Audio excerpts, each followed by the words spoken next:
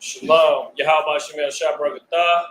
Yahweh Shemal Atah Shemel Shah. We're the Isupk. Started out of 1 West, 125th Street, Harlem, New York. We are under commanding General Yohana.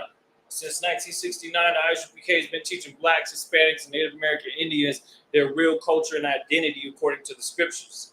Today, of course, being Friday, is our Lashon Kodash Hebrew class. San Antonio's Lashon Kodash class. We've been getting into some pretty interesting topics. Extended vocabulary is what we were starting to touch on last week.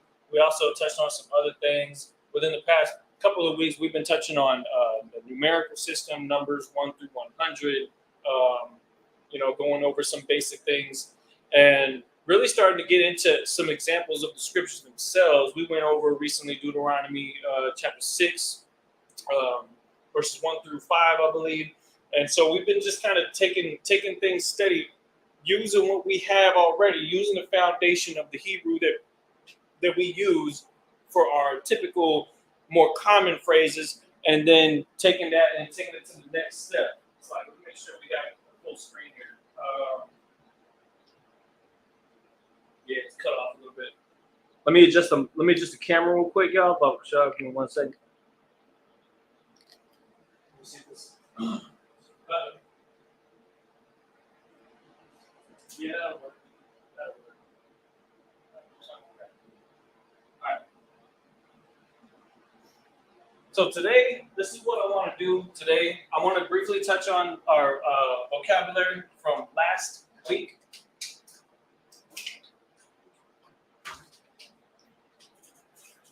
And we're going to get into some more vocabulary, all right? Now, I don't want to start getting into complicated things like using them in sentences just yet. I want to basically start off with some vocabulary words, and then eventually we start looking for Old Testament scriptures that use some of these phrases, all right? And so we're going to continue to practice some of these phrases. And as you see on here, we got a couple good examples. Yeah, sure. So our first, we're going to go like this.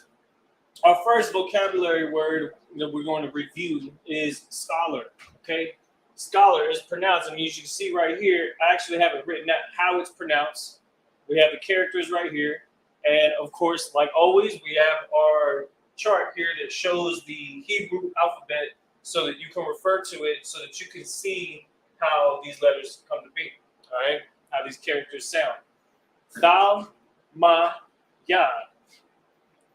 Thal, ma, yad. Matter of fact, this is what you guys are. Those of you that are tuning in, you become a scholar when you are in the Isupk, a biblical scholar, you understand, where you're learning the history, you're learning the prophecy, you're learning the law. Those are things that take a very studious mind for you to actually comprehend and examine and implement them into your life so that you can improve upon yourself and your spirit. So when you come into the school, you are technically a scholar. Now, of course, in the Isupk and the Command General Yohana, we have ranks, right? When somebody comes in, before they even get their Hebrew name, before they even become a trooper, they're, we call them warriors. They're students. And in the Hebrew, the word for scholar is talmayad. Talmayad. Think of scholar as in student, apprentice, somebody that's just learning. Go ahead and lock that door. Somebody that's just taking their first steps, right? And even obviously you'll end up getting rank. Obviously, brothers that have been in the school for a long time, they have higher rank, but they never stop being a scholar. You understand? Because to be a priest, you need to study. To remain a priest, to fulfill your duties and to grow, you have to continue to study. So Talmayad is an everyday phrase that we ought to implement into our vocabulary. All right? And that's what we do. We're coming to the school, we're coming to the temple, rather, right? This is where we learn these things at the altar, at the priestly, surroundings. That's all a part of the process. So again, scholar, say it with me, Kapiyar. Talmayad. Talmayad.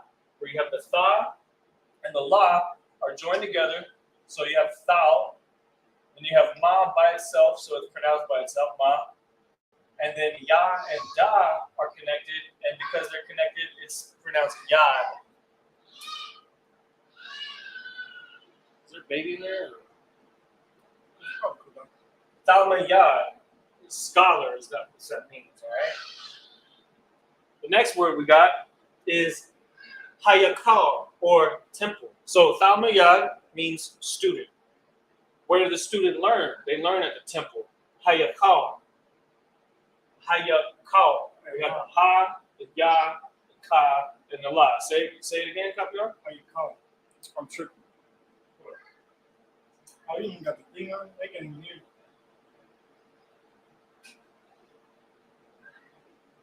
Let me double check.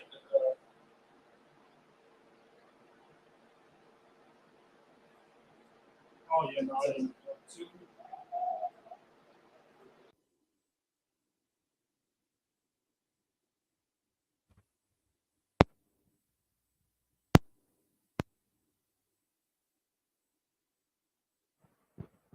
One, two, test. There we go. Audio back up. All right, we're gonna basically keep it fresh from the top. All right. Hey, Tuwad, for those of you that are tuning in, and yeah, we should be good on the audio, so y'all should be able to hear us now. Slack it for the delay on the audio, but we'll be good to go. All right. So again, let me recap real quick. Of course, we as the Isupk started out at 1 West 125th Street, Harlem, New York, in 1969 under commanding General Yohana, here to teach the truth of the Bible for so-called blacks, Hispanics, and Native American Indians, their real culture and identity according to the scriptures. Now, again, Hebrew classes are where we're going to start going into some vocabulary words. We're going to start, breaking down sentences, Bible verses in the Lashon Kodash, and learning how to quickly think and become sharp with the scriptures and being able to use our alphabet, our ancient alphabet, and to transliterate that Hebrew from whatever form it shows up in using the Strong's, King James, Old Testament, and even the Hebrew books themselves in their original form, translating them into Lashon Kodash on the fly, which is what we do during the Sabbath service. Okay. And so, what I want to also do is I want to start implementing more vocabulary into our minds. We commonly use words. We'll go over some of our more common vocabulary words. But just to give you an example, some of the more well-used phrases that we in the ISUPK and the Commanding General Yohana tend to practice on a day-to-day basis. And I want to start to expound on that vocabulary, right? Because the ultimate goal is, as we grow in this truth, as we continue to put our bricks in, meaning, building up our nation, it's important for us to continue to progress in all aspects of our culture. The Hebrew, the Lashon Kodash is our culture, and that is something that can't be taken from you. Matter of fact, you have to take it back. It's up to you to study. And that's why our first vocabulary word is scholar. Scholar, which is Thalmayad. Say it. Thalmayad means scholar.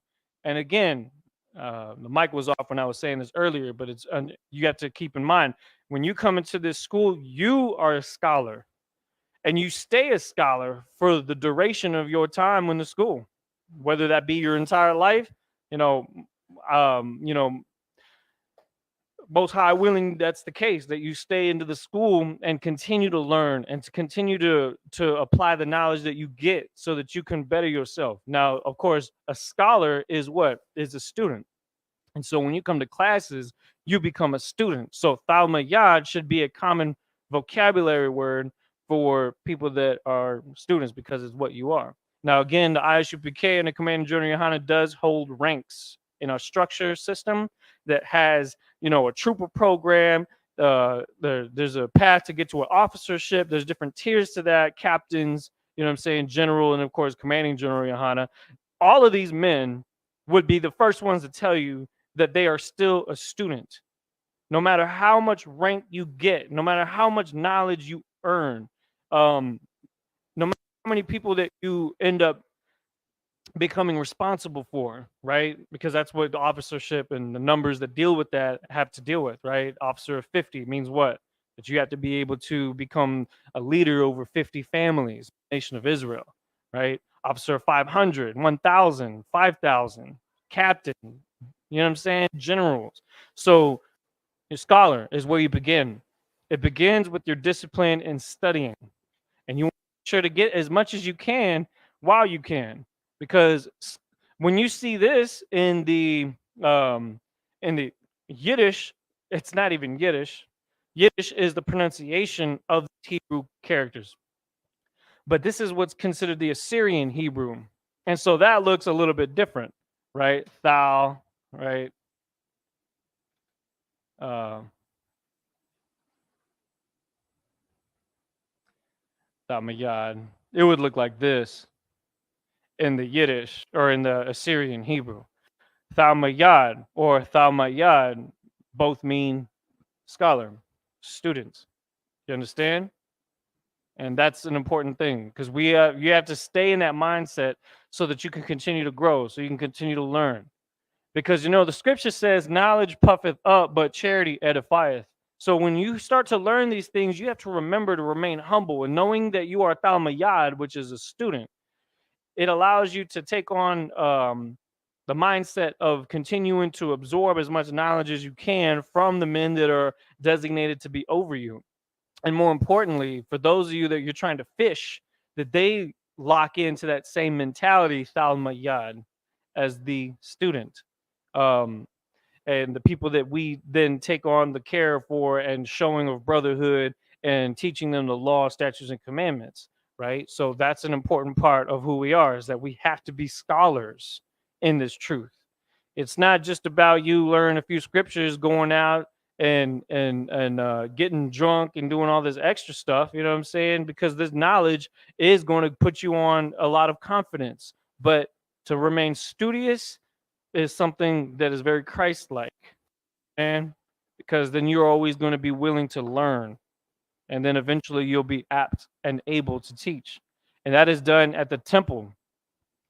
That is done at the temple, which is also known as a school. We call it the Israelite School of Universal Practical Knowledge, right? And most people call their place of worship the church. But if you want to be more specific, it is literally the altar where you learn, where the Sabbath service is held, where classes are held, where you see the teacher up at the front. You know what I'm saying? And even in the form when we take on the form of like radio shows, it still is damn near like a temple because of the way we operate, even in those avenues, right, of media. So in the temple, this is pronounced Hayakal. Go ahead and repeat that. Hayakal. Hayakal in the Assyrian looks like this. Let me see. Hayakal. So when you're looking at the Bible Hub app and you're reading in the, you know what I'm saying, during the Sabbath service, or whenever you just want to look up a scripture and start practicing converting the Assyrian to the Lashon Kodash, it's going to look like this. You have your Ha, Ya, Ka, and La. Let's confirm that. Ha, right here. Ya is right here. Ka and La. Hayakal. Hayakal. I should be able to see either version of it and instantly be able to read it. And that takes a lot of, a bit of practice to get to that point, right? But as a student, as somebody that continues to practice using the vocabulary, saying things that some of our common phrases, right? Like, let's go with the most obvious one. Shalom. It's going to look like this, right? Shah, and then La, and then Ma. Shalom. How else does it look? It looks like this. Shah, La, and Ma. And Ma. Slightly different, right? Shalom. Shalom, of course, means peace, greetings, that kind of thing, right? Peace. What's crazy too is that even in our captivity, and though we've been taking on the languages of the heathens around about us, the English, the Spanish, we tend to use some of these phrases in their own term. Peace is a greeting. It also can mean what's it? What's the opposite of greeting? An exit or of a conversation or a farewell. Peace, shalom. That's one of the most obvious ones. And I think we've got that one down pat, right? So we've seen enough of that to be able to use that on a day-to-day basis. Okay, Thalmayad, student. We want to start using more vocabulary. What's another common phrase that we use? Tuwab, which means good in short terms.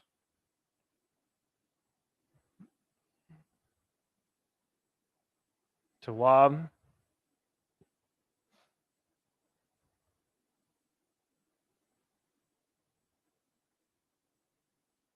There we go. Tawab, which means good. Okay, so that's another common one. Somebody's asking, hey man, you Tawab? You say Khan, right? Khan or La'ah, yes or no. Tawab, a very common phrase. And all of the entire Hebrew language is going to one day be as simple and easy to remember as Tawab is. As long as you keep watching these classes, you know what I'm saying? As long as we keep working together to build our curriculum so that we can continue to learn more advanced intricacies of how we, have our language and how we use it. What's another common phrase? Salakia, which hopefully you don't have to use too often, right?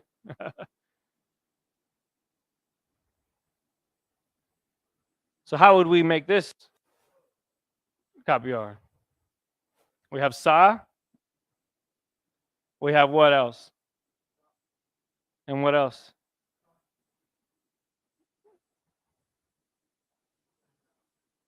Salach. Yeah. You see that? Salakia, which means what? What does it mean? Yes. Forgive. No, you're actually right. Forgive me. That's why the ya is at the end. My, me is the same thing. Forgive me. So salach means forgive, and then ya means me. So the law still applies. It's technically not saying I'm sorry. It's saying or I mean technically yeah, it is kind of like saying I'm sorry because it's almost like saying my sorrow. You know what I'm saying? Or sorrow of mine, but without being too complicated, Salakia simply means forgive me. And how would that look in the Assyrian? Sa, la, and ya, Salakia. So people that tune in, they'll see this, they'll be like, "Oh man, come on, this is simple stuff.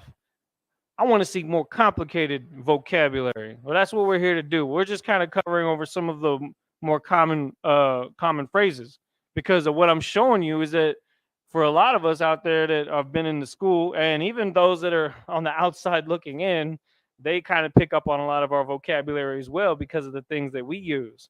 Like Ayundabar was not something fake Israelite schools and individualites have been using until more recently. And even then, that's pretty rare that you see that. But they'll use phrases like Yahweh Shem Yashar Brakatah. They'll say things like Tuwab and Shalom and all these different things, right? But heck, I don't mind them learning those things because really it's about bringing back our culture and setting the trend for wanting that knowledge. Ayundabar is a good one to practice.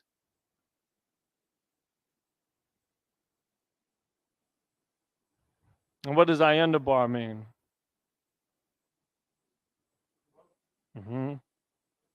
You're welcome. Ayundabar. Now notice it doesn't use any of these rules here. That's just simply because it is its own vocabulary word, and that would look like this: ya, na. Then you have your da, then you have your ba and ra. Ayun da bar. You see that? Now, I want you to go ahead and write this very same word in the Assyrian. Yep. Again, we're going to be versatile with our understanding of the language to where we can move back and forth between the Assyrian Hebrew and the Lashon Kodash. The audience some space to see what you're writing.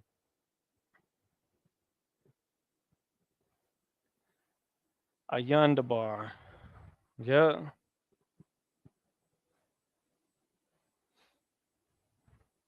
There you go. Keep it going. Nah. What does nah look like?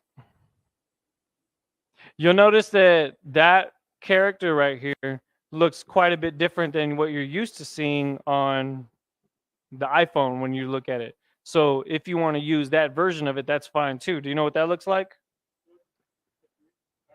It kind of looks like it kind of looks like Ka, but just shorter, right? Like his Ka looks like this, but the Na on the iPhone looks like that. And that's technically also correct. But that's the reason why I have this one here, because it's very, very obvious that it's different. Okay. And that's why I want to make sure that we don't get it mixed up. There you go. And then, of course, you want to put the connectors as well. Keep going.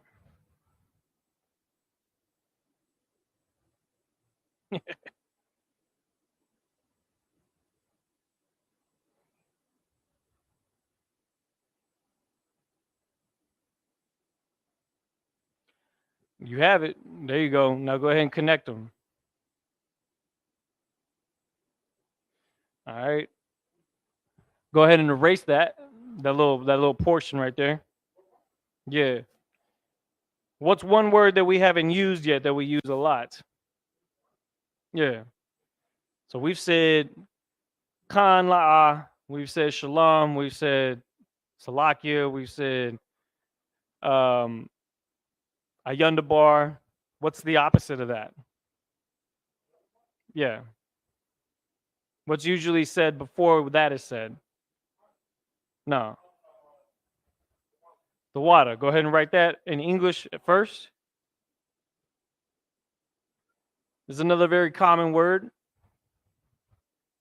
The water. Which means what? Go ahead and write that on there too, on the bottom.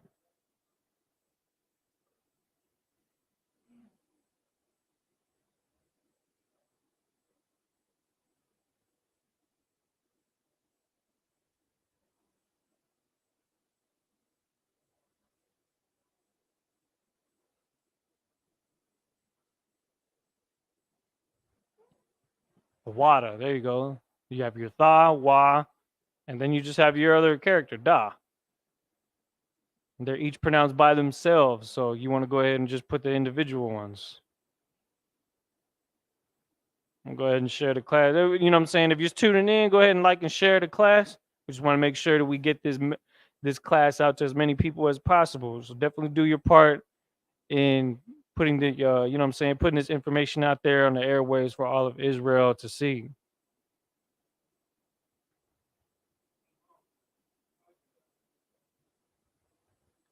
Tha. Okay, yeah, that's close. Go ahead.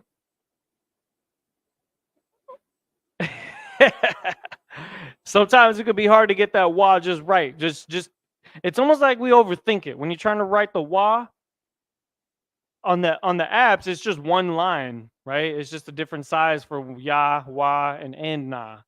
That's perfect. That works. The water. Hey, no sweat, man. That's good. That'd be another thing to well, we'll cover some more vocabulary here in a minute. So let's see if you remember, what was the original word that we had in that spot? Yeah, scholar.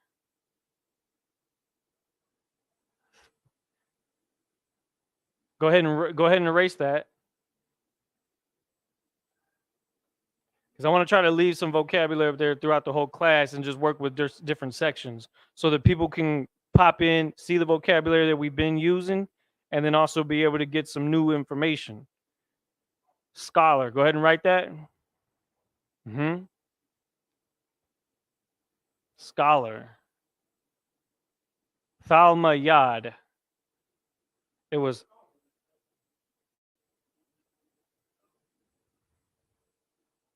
that's an A.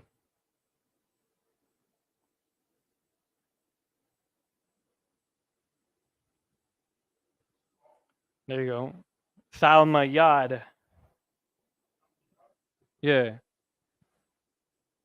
Thalmayad.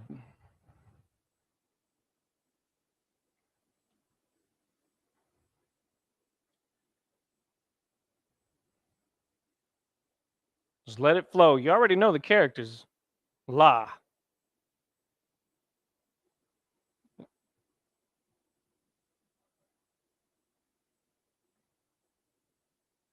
Thalmayad, which means scholar. Mm-hmm. Finish it.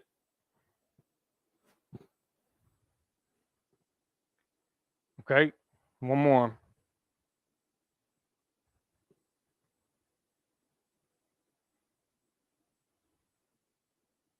Oh, there you go. Ma. Yeah. Good. You can leave it like that. All right. Go ahead and have a seat. We're going to continue here. Again, this is just a refresher. So, temple is where you actually come to class. And even digitally, too, if you're tuned in online, technically you're tuning in to the source, right? Where you're going to get the information, where you're going to get the living water, so to speak. You know what I'm saying? The nutrition for your knowledge. Where ha yakal. Now scholar is talmayad, right?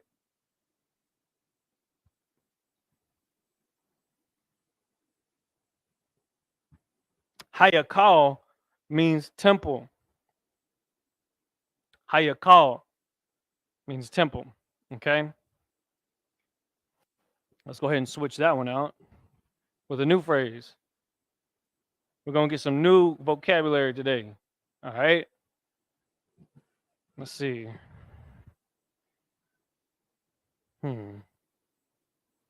Damage. Damage. The word damage is nah. Za.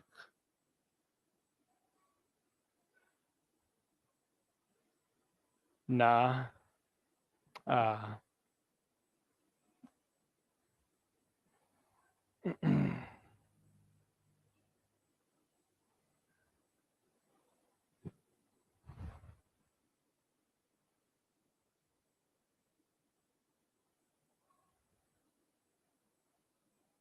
Nazak. You know, the crazy thing is we use phrases like this all the time. Brothers that play video games like Call of Duty, or brothers that watch, competitive hand-to-hand combat sports. Hell, even football. Other things. Damage. Damage is, of course, our vocabulary as well. Nazak. Nazak. Right? Nazak. Now, if you were to say eye damage, it would be Nazakya. So you could take this word and you could modify it to apply it towards different things. His damage, it's Nazakwa or Nazakha. You understand? Mashallah. Let's see. Nazak would be your damage. If you were asking somebody, are you hurt? You understand? Wound would be another vocabulary word to cover that is tied to this. But damage, none the same. You get in a car accident, Nazak. The car's damaged, right? If you get into a fight, hopefully you're the one that does the damaging, right? But Nazak means damage. So burn that into your brain a little bit.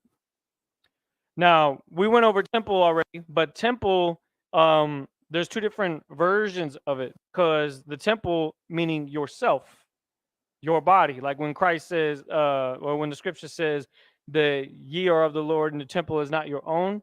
When we're talking about that, your head, meaning your physical form, your body, is Rakwa. Now, when you pronounce it, these two quas sound like they're one qua. So it's Rakwa. Rakwa. You understand? Just like how when we say, I'll give you an example because we all say this. Uh,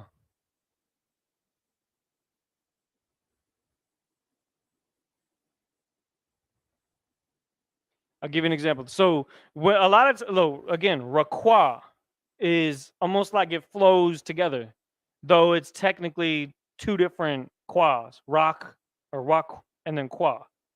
Just like how when we say Yashikar, which is a tribe of Israel, the so-called Mexicans, Yash Shakar. We don't say Yash Shakar. There's no pause in between the sh that's pronounced here and the sha that's pronounced here. It's just Yashikar. So we take that same understanding and the flow and how we approach this phrase right here, qua. Just like how we say Yashikar. It's joined together in a sense because it's the same word. Okay. So that was one that we went over last week. How would that look in the Assyrian?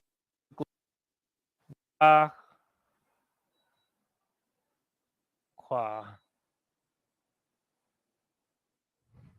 Requa. You understand? So let's pick a new word. Now, tell me this. Let's see if you've been paying attention, Caviar. What was the word that was here? Start off with giving me the English phrase. What was the phrase that we had right here? Temple, as in the school. And what was the Hebrew phrase for it? It would help to take notes. But I will say this: if you train yourself to remember these things, then it makes it easier for you to remember them permanently. Hayakal was temple. Damage is what? Nazak. Scholar. I'm going to leave this one here. This is a very important one. Nazak. Money. We went over that last class. We'll touch on that here in a minute. Let's go with.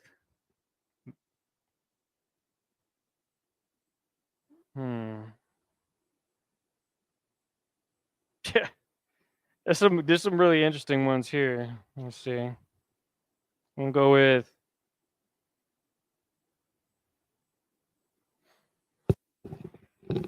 Excuse me. Let's go with let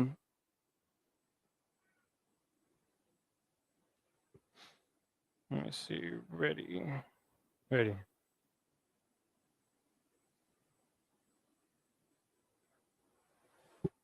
Ready is pronounced Hawan.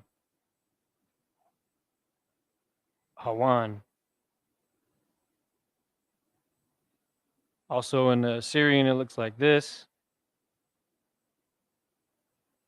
And now it looks like this. Hawan.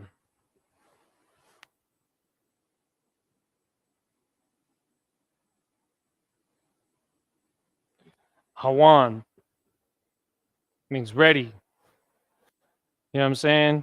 So this again is important. Why? Hawan. Like when we were about to start class. You know what I'm saying? You could say it as a question. You could say it as an answer. So say we're about to start class right now, and I'll be like, Hawan. Then you'll know what that means, right? What's another reason why we might use this? If you're getting ready to go somewhere, right? Brothers is always, heading out. We always stay in groups. So when we're always in groups, you surprise even your captains, your generals. You'll surprise them if you start saying things like this when we're all together. Because you'd be like, all right, y'all ready? I'm like, Hawan. Nah, Hawan. Now, if I always say, I'm ready, yeah. So it would be, it would be Hawan Ya. Hawan Ya would be my ready. Yeah.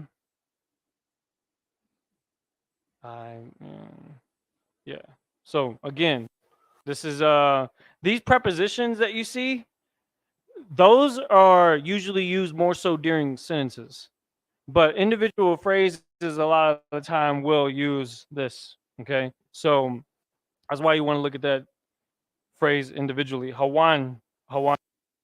Hawan.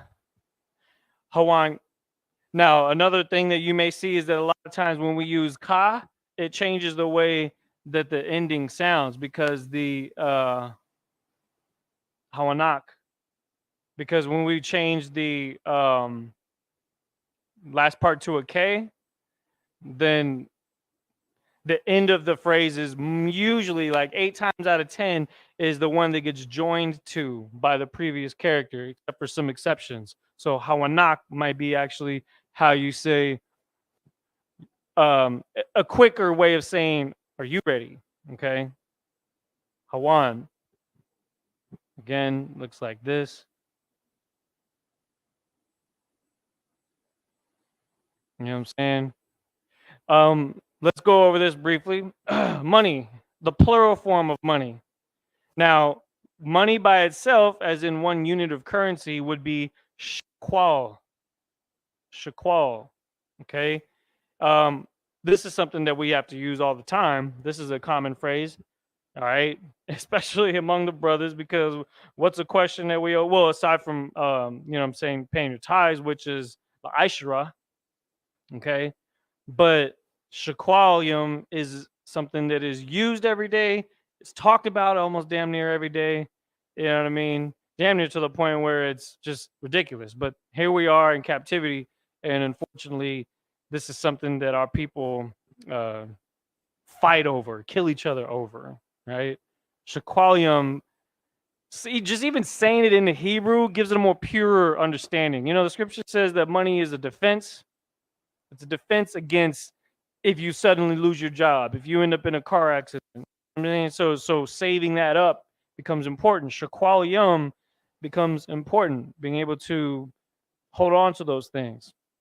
But never will it be the priority. And that's the thing about Blacks, Hispanics, and Native Americans is that part of the reason why we naturally live check to check is because as much as we want to say we care about money, you don't. Because if you did, you wouldn't be spending all of it all the time. So you kind of live in a sense of give us this day our daily bread. You know what I'm saying? Where we ask the Most High to give us enough sustenance for the day. You know, Scripture says, "Sufficient for the day, sufficient is the evil for the day thereof," or something like that. I'm paraphrasing, but the thing though, we taking things day by day, and when it comes to money, that is unfortunately something that we just don't have a lot of. We don't have access to large sums of it. Right? Some of us may, but usually those of us in the truth sacrifice shaqualium for the sake of building schools, for the sake of taking care of the people. You know what I mean? Like um, when we went to El Paso, when we went to Acuna in Mexico, shaqualium is something that was needed to get that mission done because that becomes food. It becomes resources, clothes, things like that, gas money. You know what I'm saying? So that's a very important phrase. I'll leave that one up there too. So these two will stay. We'll kind of mess with some of these. So again, damage is what? Nazak. Ready is what? Hawan. Think of a word. I'll see if I can find it for you. What's a word that you might want to use on your day to day? And again, those of you that are tuning in online, you have the opportunity to ask as well. If there's certain words that you want to get an understanding of in the Lashawan Kodash, here is the avenue for you to learn those things because you may not have resources to help you find those vocabulary words on your own. Or if anything, we will teach you how to find them. But until then, we'll answer your questions and we'll continue to answer your questions even after you find your way to get that information on your own. Let's see. Nation.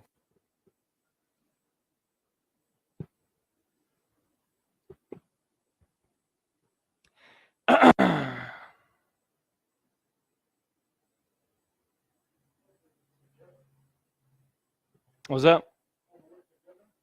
What's that? Together? I think I just saw that. Let me see.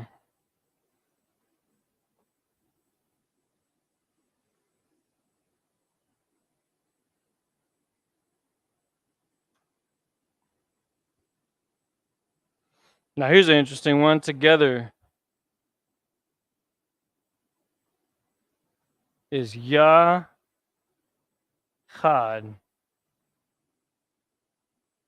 Now, what does that sound like? Think about it. What's the first number?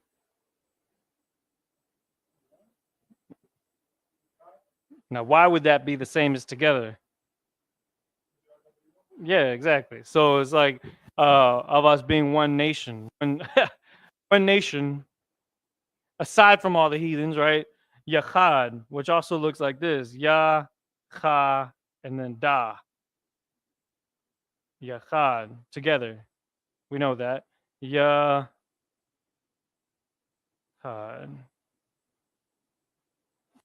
Nation, Gawaya. Gawaya. Was it God? Yeah.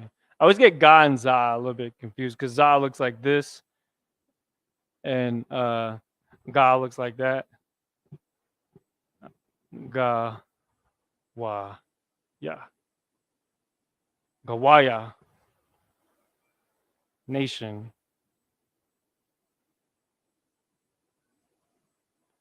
Gawaya. Now this is important because this if I'm not mistaken, I'm gonna check the word heathen just to make sure, but if I'm not mistaken, they could mean the same word. Let me see if there's a different word for it.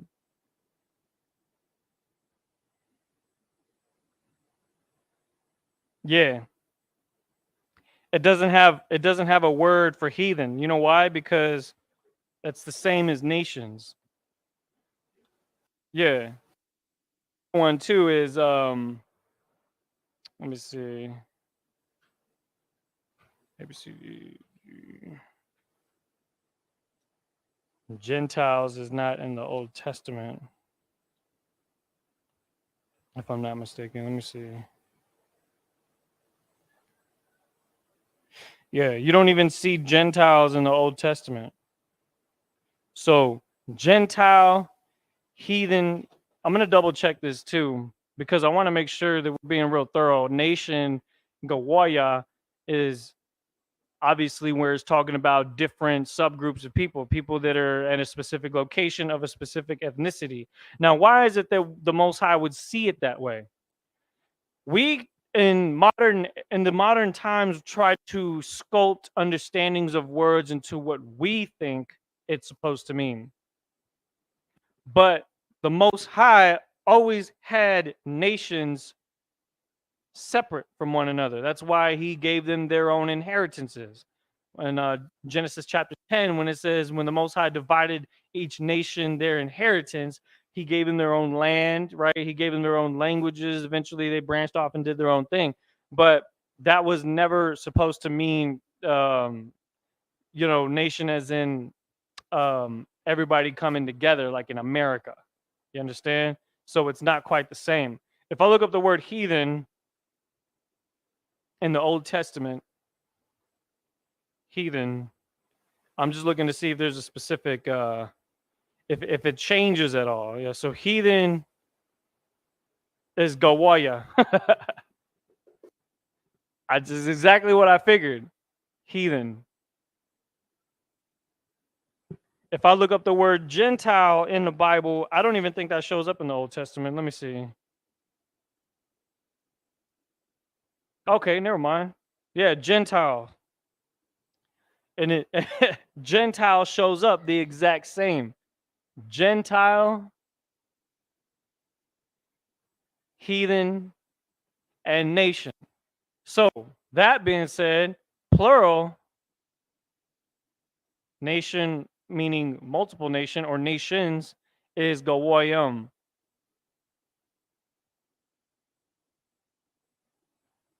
Gawayim. Ga-wa-yum.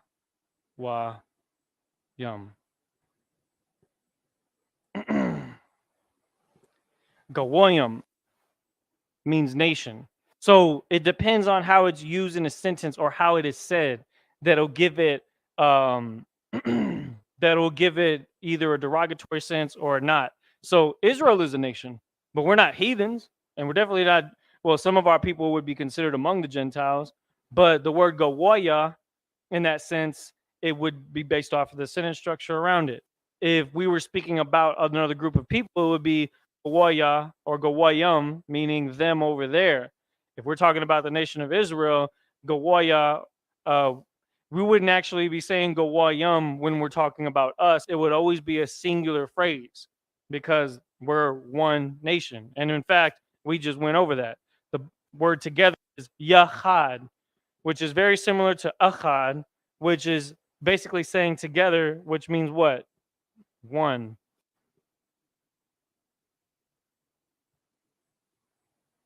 Or us one. Yachad. Okay. So without getting too complicated with it, again, nation in the Bible, in the Old Testament, in the Hebrew. Now, here's the thing you got to also keep in mind. There was no understanding of us mingling with other people.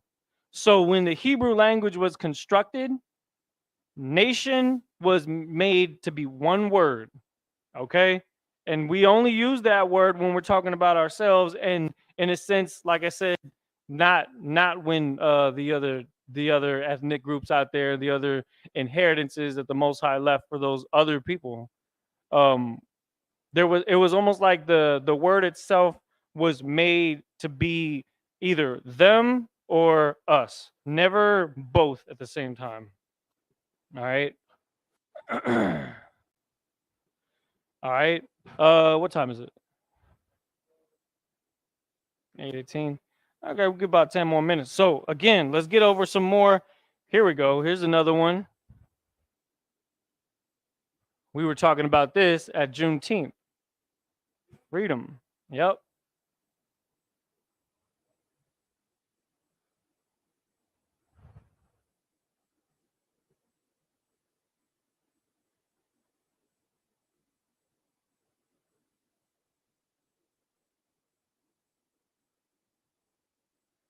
I'm gonna double check this real quick.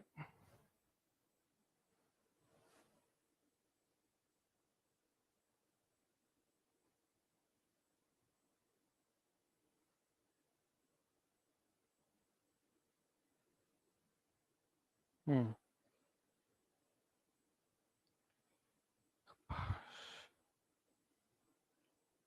just looking to see if there's different versions of it because, yeah, Acts. Okay.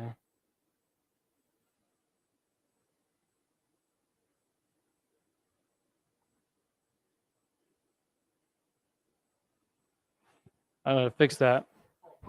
No, it's not Kawapash. If you go and look up strong,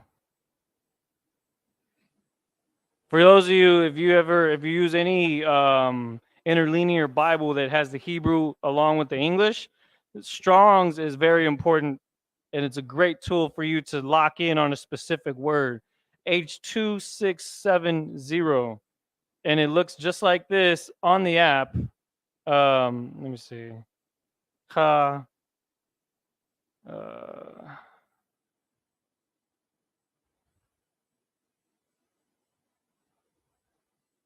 It does say Kapashya.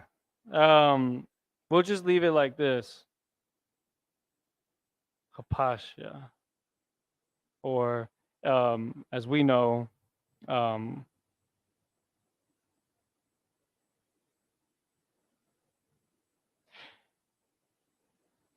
this would be interesting because here.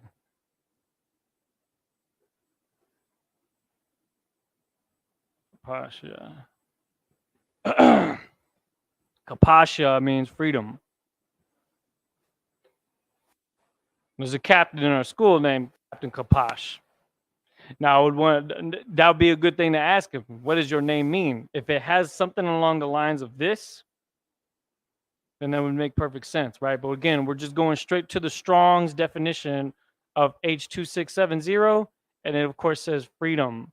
It says free from slavery, free from taxes or obligations. The origin comes from, there it is. There it is. I was looking for the original word. It comes from H2666 which is kapash.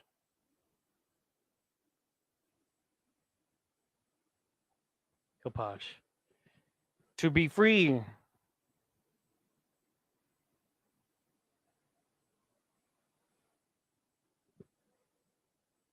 You understand? Kapash.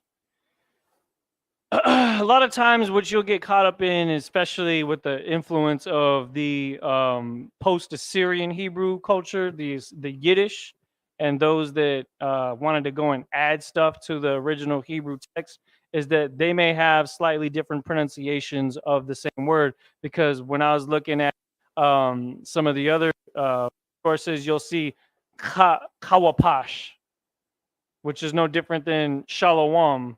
You know what I'm saying? Or some other phrases that people would add characters. Now, here's the thing: they're not incorrect for doing that, because that is part of the Hebrew lexicon, anyways. What I tend to really hit home on, more importantly, is the ebonics of the ancient Hebrew, the simplicity of it. You know what I'm saying? Because if you know the root words, this is the root word, kapashya. The root word of that is kapash. So technically, if you use this word, you're correct, because it's the root word. It is the original word. It's the most like the one that came first. And that's perfectly fine. You want to go with the OG, you know what I'm saying, Hebrew word. I'm never going to stop somebody from doing that. You know what I'm saying? Now, again, what Esau has done is he takes our language and he wants to complicate it. Because you look at French, Spanish, English, it's almost like there's so many rules, there's almost no rules. You know what I'm saying? And so with Hebrew, it really keeps things simple. We just went over Gawaya, which is nation, Gawayam, which means nations, and it is the same word that is used throughout the Old Testament for when Gentile is used, when it's translated into English, or when heathen is used. But what actually makes it have a different connotation, which eventually led to it being a different word altogether in English, was because of how it was used in a sentence. And so that's something to keep in mind when we're going into some of these phrases, some of these words, is that they have multiple purpose. It's almost like the language itself is so pure that it's the original state of language, and then it gets branched out by based on the situation that it needs to be used in, right? Um, let me see. It's kind of like, you know how people are like, you straight? What does that mean? It means you're good, right? You you, you straight? I mean, like, are you okay? Like if they see a worried look on your face, you straight? Like, and like you're not in the LGBT community, you're straight, right? You know what I mean? Like it's the way that it's said. You know what I'm saying? So that's why words like Gawaya is interesting, because you'll see it. Yeah, yeah, Gawaya. It's like you was looking at somebody like Gawaya. If you're at camp, you said Gawaya. You looking at a heathen, you pointing at him because they acting real goofy, right? He's like Gawaya. You pointing at him like that'd be derogatory. You know what I'm saying? But like if you were amongst all your brothers at the Passover and you say Gawaya, or you would say together, like we just said, was it Yachad? We're together as one nation. So what I was saying was that nation is either, like when we say nations, we're obviously talking about the other nations, because Israel is always separate from them. But when we say Gawaya and we use the word nation by itself, it could mean a particular heathen nation, or it could mean, depending on how it's used, us coming together as one nation. You know what I'm saying? So that's what you want to kind of keep in that's what you want to keep in mind though. Let me see.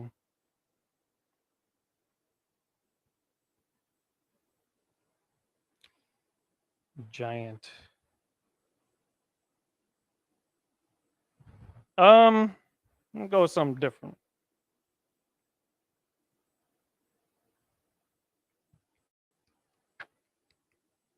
That's funny. I didn't know old lion was its own word. Oh, here's a good one. Um, Oppressor. Now, this is where we get into some interesting concepts. Because Hebrew is exclusive to us, what if we found a way to avoid all the algorithms on YouTube when we're at, what are some of the things that get us banned on those platforms like TikTok and whatnot? When we say like white man is the devil, we can say the oppressor is the devil, we can say Esau is the devil, and that won't trigger it. Well, if we say oppressor in the Hebrew, it's like taking a step beyond that step of blanketing it, but also in a clever way, because now we're going into a little bit more of our own culture, making it our own, something that can't necessarily be. It's not well known enough, or it's not well known at all, honestly, but it's not known enough for it to be derogatory, because most people that hear it won't understand it. It's like those Chinese people that you had to work with when you were working at the factory or whatever, and then they were at lunch talking smack about everybody, but you wouldn't know, so it didn't bother you because you didn't know. So that's kind of like our exclusivity with the Hebrew, is that we have the ability to do that. Now, again, if a heathen, if a Gawaya is watching this and they're like, "Oh, well, I'm gonna get them," well, that's just one person. But it's not going to be taught in a blanketed term and be on the news and all this kind of stuff, where they're like, they want to say, "Oh, well, these extremist Hebrew Israelites are using this particular word." No, it's whenever we say the white man is the devil. That's what triggers it, because that's what they can understand. That's what they can grasp. Oppressor is,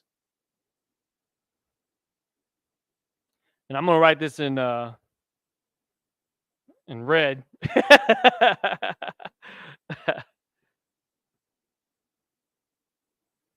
My Shakwa.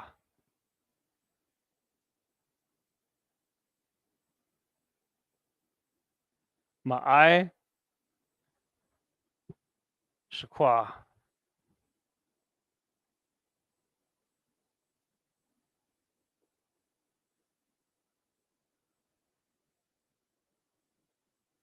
And just like how when we say Yashakar, this right here is flowed all together. Shakwa. Ma'ai Shakwa. Okay? Ma'ai Shakwa.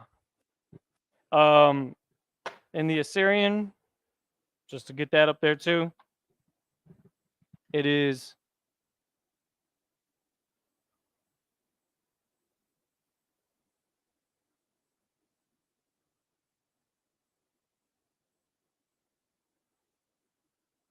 boom. Ma'ai Shakwa. Oppressor. Ma'ai Shakwa. That's a good one to remember. You know what I'm saying? So that would be another step. Which kind of brings me to, I guess you could say, the one that obviously leads to, right? Let me see if I can find that.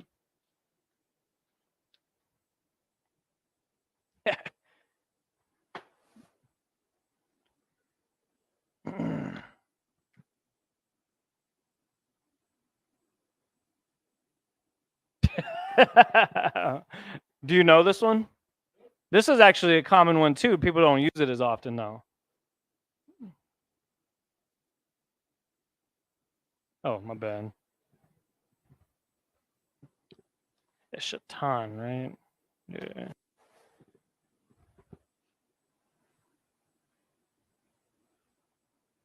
Shaitan. Right. Shah.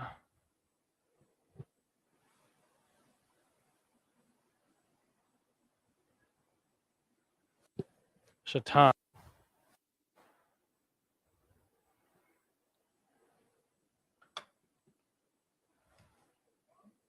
Yeah.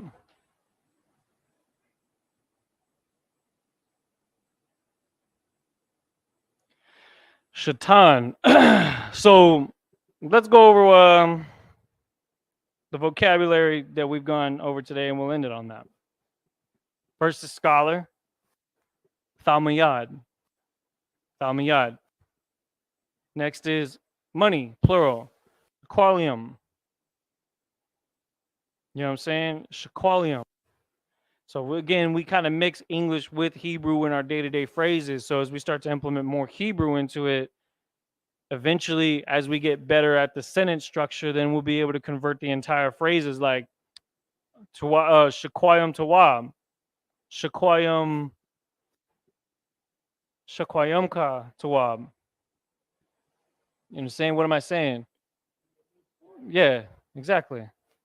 Shaquayum tawab. And then you can say Khan or La'ah, right? Scholar, Thalmiyad, Thalmiyad. Oppressor,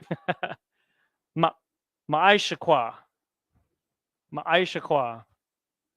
And then finally, devil, Shaitan, which is kind of easy to remember because it already sounds kind of like what? Satan, right? Which means what? What does it actually mean? When you look up the word devil in the Bible, and I'm assuming the Old Testament, right? Let's see. It shows up in Leviticus. Let me see. That's interesting. Sha'ir. Its original form of Sha'ir, which would kind of line right up to Seir. So that's actually interesting. Sha'ir.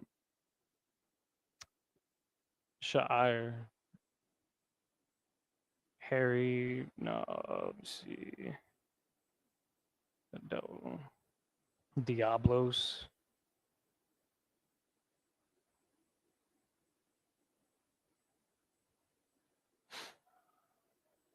Oh, here we go. Let me just put.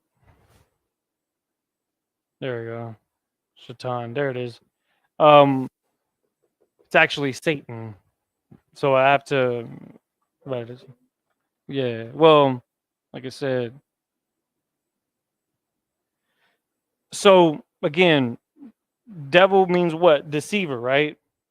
Adversary, one who withstands. That's what Satan is. But when you go and you read, when you look up the phrase devil in the Lashon Kodash, it uses G1228. G1228. This is extra credit for you here. Oh, my bad. Let's see.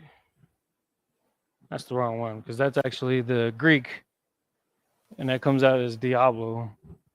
This is H8175, which is Sha'ir. Sha'ir. You see that? Sha'ir. Or Sha'ir.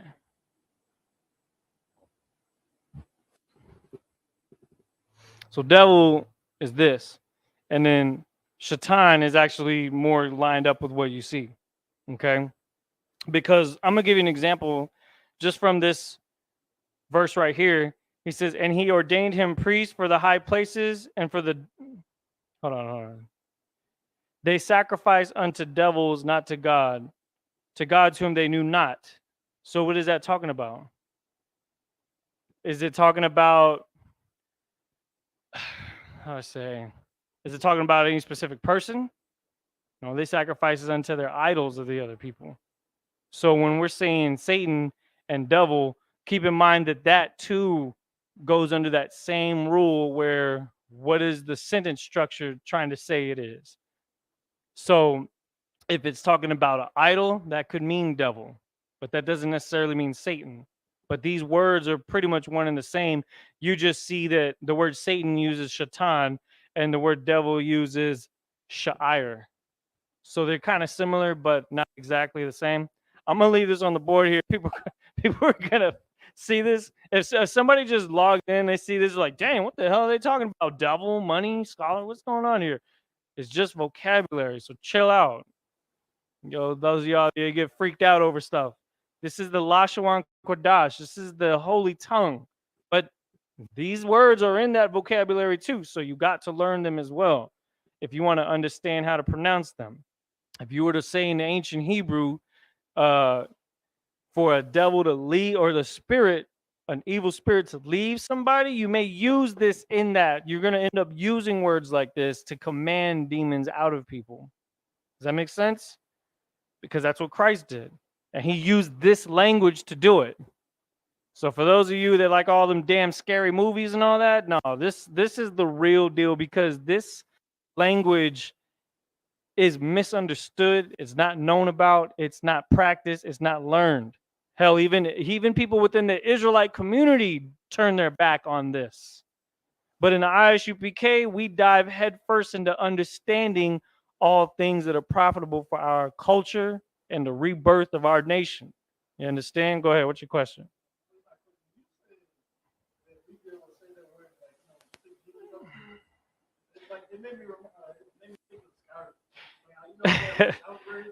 Yeah. Well, I never played Skyrim, but I do know that in our prayers, that's what we pray for, right? Now, I know Skyrim's very popular. I know what it is. I just never played it. But if it's one of them games where you play role play as like somebody that has that kind of ability, then hell, like and I never mess with no Harry Potter or nothing like that. But they over here doing all this wizardry stuff, and that's just fine and dandy for the sake of their entertainment. But what did Christ use? That's what you got to ask yourself. Was he talking in English? Was he talking in Greek? Why is that? Because he was talking to his nation. He wasn't talking to the other nations. And when he had to deal with them, he spoke Hebrew to them anyways. And it was up to them to understand him. You understand what I'm saying? So because we want to go back to before we were influenced by our oppressor, who is the Shaitan, who is the what? Sha'ir, that the Bible is talking about. We got to at least know how to say those things in the original tongue if you want to actually have force with what you're saying. And with that, this is the ISUPK, started out at 1 West, 125th Street, Harlem, New York in 1969. We're under commanding General Yohana, here to teach the truth of the Bible for Blacks, Hispanics, and Native American Indians, that they are the real Israelites that the Bible is talking about. And with that, Yahweh Shem Yahshua Barakatah to all the brothers, Yahweh Shemar Atah Ba'Shem Yahshai to all the sisters. Shalom.